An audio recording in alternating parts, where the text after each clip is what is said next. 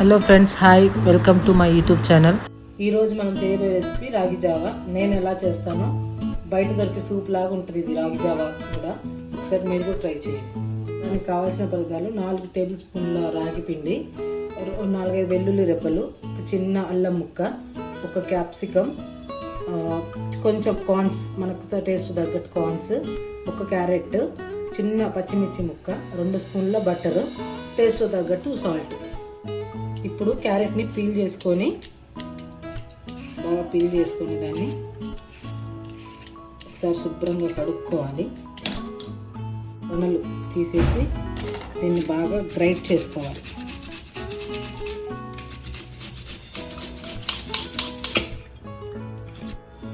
ఈ విధంగా క్యారెట్ని తురిమికి పక్కన పెట్టుకొని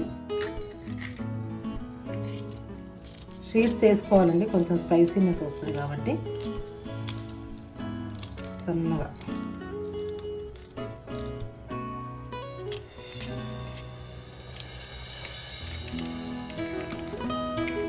వెలిగించేసి అందు గిన్నె పెట్టుకున్నాం కదా, దాంట్లోకి కొంచెం బటర్ వేసుకోవాలి.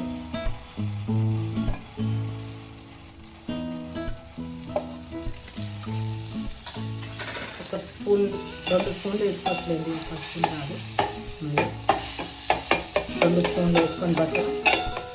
కొంచెం బటర్ మెల్ట్ అయినాక దాంట్లోకి మనం ముందుగా తురుము పెట్టుకున్న క్యారెట్, క్యాప్సికమ్ ఇవన్నీ వేసేయాలి. తర్వాత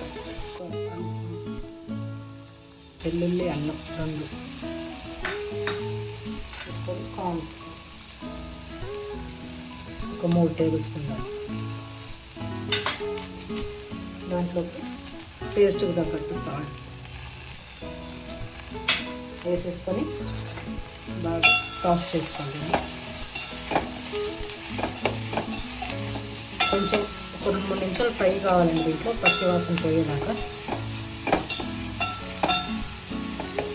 ఇప్పుడు దాంట్లో ఒక గ్లాస్తో అయితే 2, మేము చెంబుతో పోస్తున్నాం కాబట్టి ఒక చెంబు.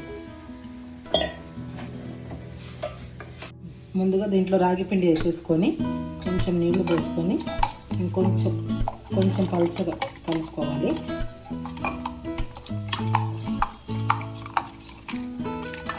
ఉండలు లేకుండా బాగా కలుపుకొని పక్కన పెట్టేసుకోవాలి.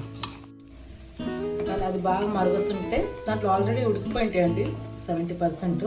ఇప్పుడు మనం ఇప్పుడు కలిపి పెట్టుకున్న రాగి పిండిని దీంట్లోకి మెల్లిగా వేయాలి.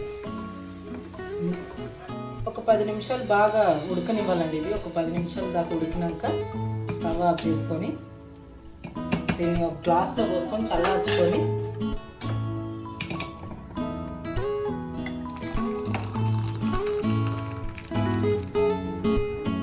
ఇప్పుడు బౌల్లోకి తీసుకొని దాంట్లో కొంచెం ఆనియన్స్ వేసుకొని, దీనివల్ల ఉపయోగాలు ఏంటంటే షుగర్ కంట్రోల్లో ఉంటుంది, థైరాయిడ్ వాళ్ళకి బాగుంటుంది, బీపీ కూడా కంట్రోల్లో ఉంటుంది.